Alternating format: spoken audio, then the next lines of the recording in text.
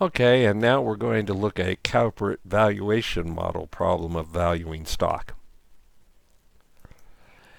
We have a company called Intant Incorporated. Their after-tax operating next year is expected to be $300 million.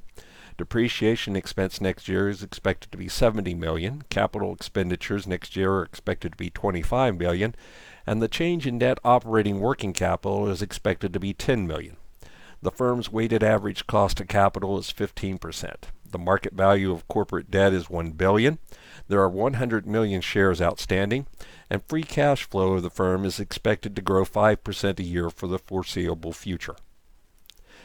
The first step in determining the value of the company's stock is to determine the free cash flow to the firm. After-tax net operating income plus depreciation minus capital expenditures plus the change in net operating working capital will be equal to the free cash flow. So we take $300 million plus $70 million depreciation minus $25 million for capital expenditures minus the $10 million in change in net operating working capital. This gives us a free cash flow of $335 million.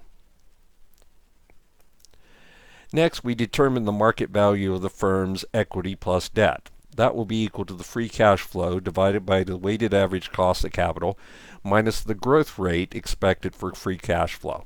So that's going to be $335 million divided by 15% minus 5%, giving us a market value of the firm of $3.35 billion.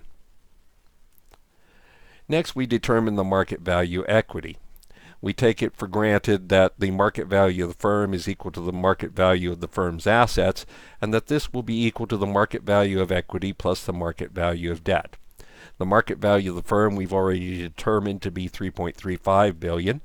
This will be equal to the market value of equity plus the $1 billion for the market value of debt we were given. Subtracting $1 billion from $3.35 billion leaves us with a market value of equity of $2.35 billion.